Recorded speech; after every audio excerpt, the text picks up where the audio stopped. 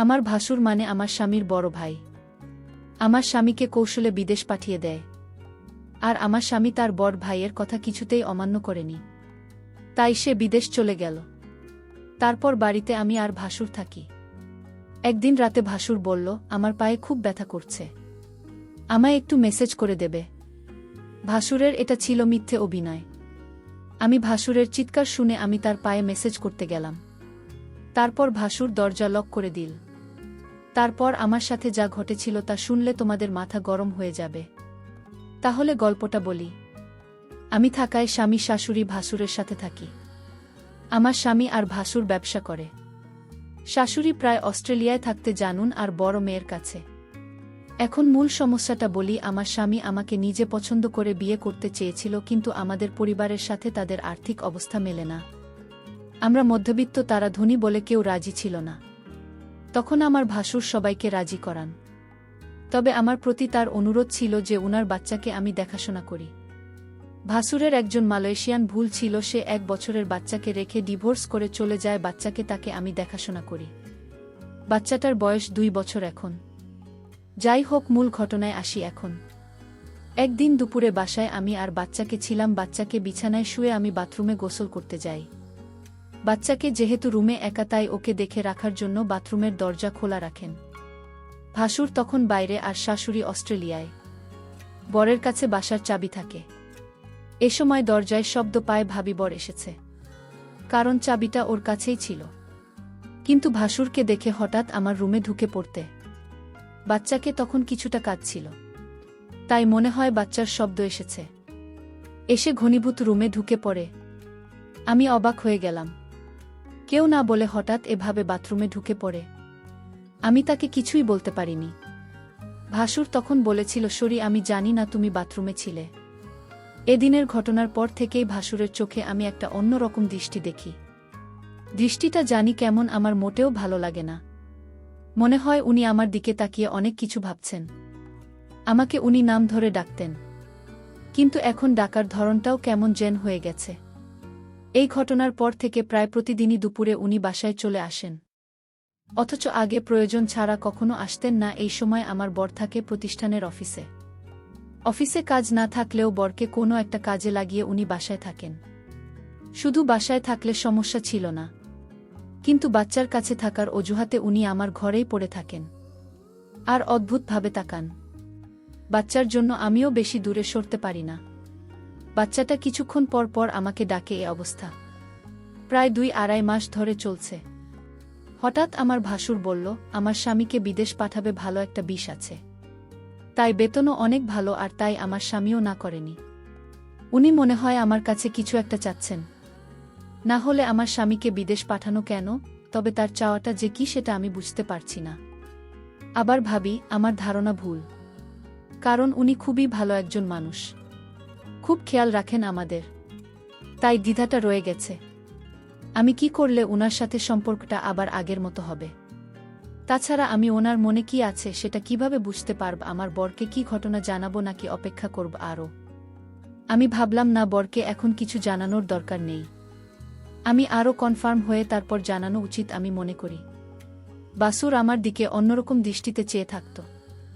আমি মাঝে মাঝে বলে উঠতাম, আপনি এভাবে কি দেখেন আমার দিকে তাকিয়ে? তখন উনি বলতো, আসলে কি বলবো, আমি খুব কষ্টে আছি। আমার কষ্টটা যদি তোমার কাছে বলি তুমি হয়তো কি মনে করো তা আমি জানি না, তবে তুমি আমার বাচ্চাটাকে নিজের মনে করে লালন পালন করছে, এতে আমি অনেক খুশি। সত্যিকার অর্থে তুমি একজন ভালো ঘরের মেয়ে, কারণ এখনকার যুগের মেয়েরা তার নিজের সন্তানের প্রতি এতটা কেয়ার করে না যতটা তুমি আমার বাচ্চাটাকে করছো। আমি তোমার এই ঋণ কোনোদিন শোধ করতে পারবো না। আমার বাচ্চাটা মায়ের অভাবটা তুমি পূরণ করছো, এর চেয়ে বেশি কি হতে পারে? আসলে বিদেশি মেয়েরা তার সন্তানের প্রতি ভালোবাসা কম থাকে, তবে সবাই সমান না। বাঙালি নারীরা তার সন্তানের দিকে তাকিয়ে সারাটা জীবন কাটিয়ে দিতে পারে। বাঙালি নারীর কোনো তুলনা হয় না। তবে আমার ছোট ভাইয়ের বুক করে তোমাকে আনতে পেরে আমি নিজেকে ধন্য মনে করছি। আমার ভাসুর আমার এসব প্রশংসা করছিল। আমি তার প্রশংসা শুনে অনেকটা চমকে গেলাম। বাবারে, এত প্রশংসা! যাই হোক, ভাসুরকে একদিন দেখলাম খাওয়া দাওয়া ছেড়ে মনমরা হয়ে ঘরে শুয়ে আছে। এই বাড়িতে ভাসুরকে আমি দেখাশোনা ছাড়া আর কেউ নাই।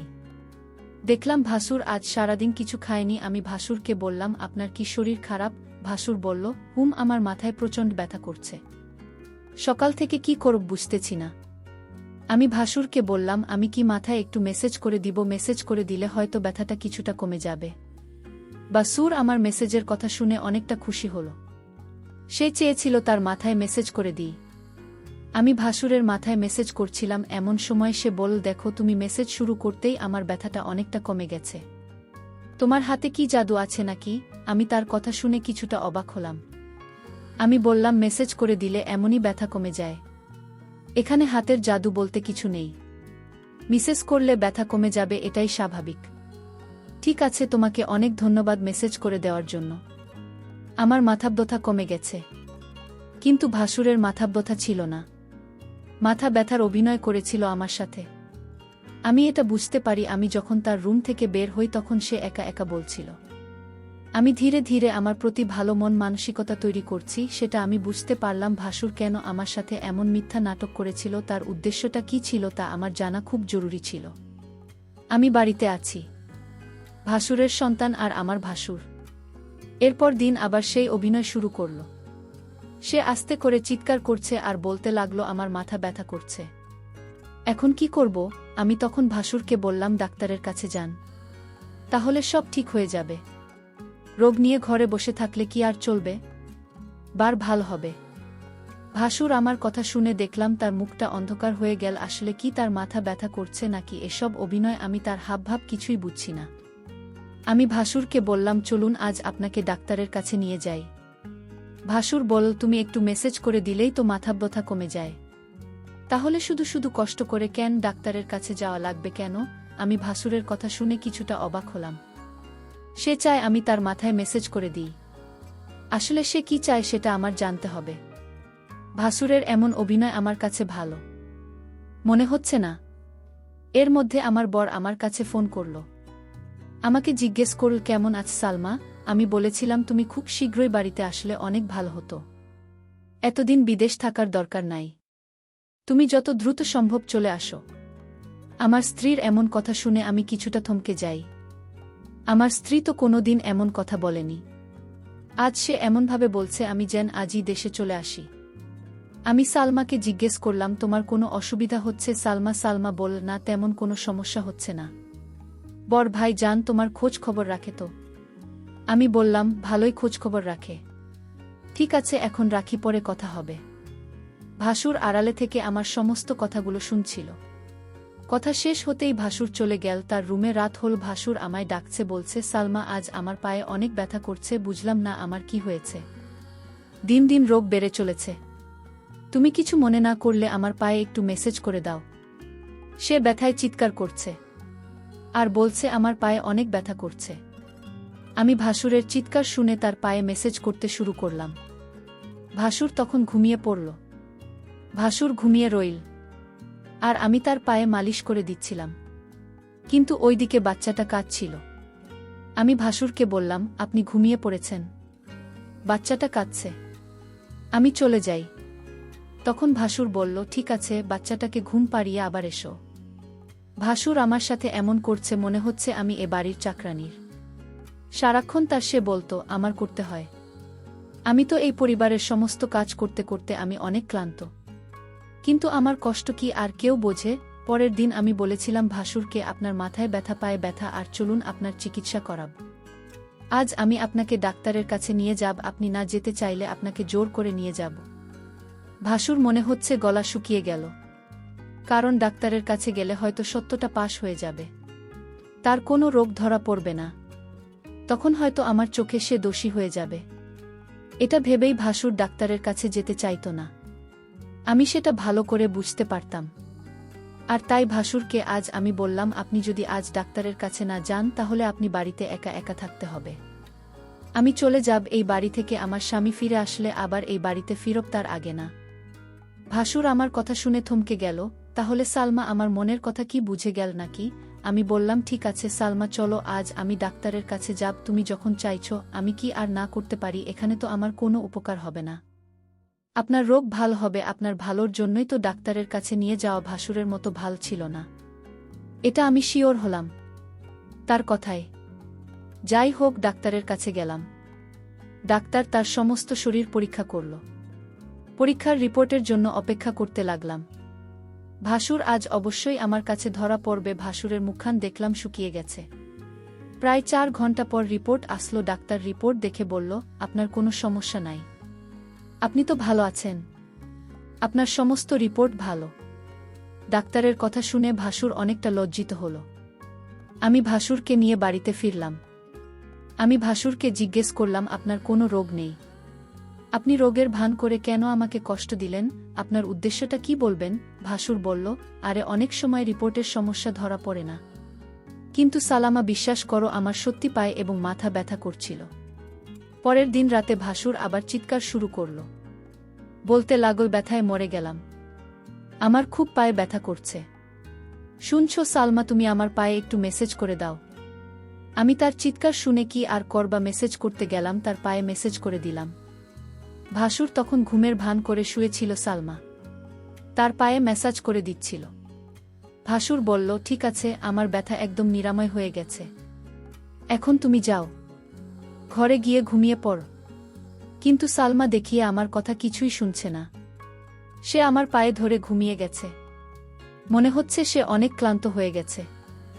আমি বিছানা থেকে উঠে বললাম, তুমি এখানে কিভাবে এলে, আর আমার রুমে কেন? এখানে তুমি কি করছো? ভাসুরের এসব কথা শুনে আমার মনে হলো, বাহ, আপনি তো ভালোই বলছেন। ভাসুর বল, যাও তোমার রুমে গিয়ে ঘুমাও। ভাসুরের আজকে বিষয়টা আমি কিছুই বুঝতে পারছিলাম না। রাত শেষে সকাল যখন এল, একজন লোক ডাকতে লাগল, সালমা ম্যাডাম বাড়িতে আছেন?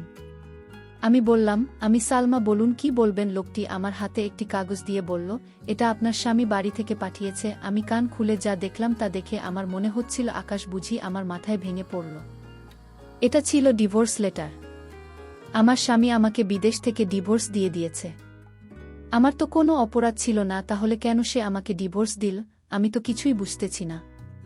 আমি অনেকটা ভেঙে পড়তে লাগলাম। আমার মাথায় কোনো কাজ করছিল না। আমি এটা মেনে নিতে পারছি না। কোনো কারণ ছাড়াই আমাকে ডিভোর্স দিল আমার স্বামী, এটা আমি কিভাবে মেনে নেব? কিন্তু হঠাৎ আমার মধ্যে আমার স্বামী একটা ভিডিও সেন্ড করে পাঠাল। ভিডিওটা দেখে আমার মাথা ঘুরে গেল। ভিডিওটা তো আমি যখন ভাসুরের পায়ে ব্যথা ছিল তখন মেসেজ করেছিলাম, সেই ভিডিও। আমি ভিডিওটা দেখে চমকে গেলাম। আমি ভাসুরের উপকার করলাম, আর ভাসুর কিনা আমার স্বামীকে ভুল ধারণা দিল কেন সে এটা করল। আমি ভাসুরের রুমে গিয়ে ভাসুরকে বললাম, আপনি কি মানুষ না অন্য কিছু? আপনি কিসের জন্য আমার সংসারটা ভেঙে দিলেন একটা মিথ্যা নাটক করে? আমার মতো সহজ সরল ছিল, আমি কিছুটা বুঝতে পারছিলাম, কিন্তু আমি তো আপনাকে বলিনি, কারণ আমি আপনাকে সম্মান করি তাই, আর আপনি সম্মানের এই প্রতিদান দিলেন। ভাসুর তখন 10 লক করে দিল। আমি বললাম, দরজা লক করলেন কেন? সে বলল, একটু পরে সবাই বুঝতে পারবে। ভাসুর তখন আমার পায়ে এসে পড়ল আর বলল, তুমি আমায় ক্ষমা করে দাও। আমি যা করেছি আমার সন্তানের জন্য করেছি। আমি চেয়েছি তুমি আমার সন্তানের জননী হও। আমার সন্তানকে তুমি যেভাবে লালন পালন করেছ এতে আমি অনেক খুশি। আমি চাই তুমি আমার হয়ে সারা জীবন থাকো। আর তাই তো আমি এটা করেছি। নিজের সন্তানের জন্য সকল বাবা মা সব কিছু করতে পারে। আমাকে তুমি ক্ষমা করে দিও। ই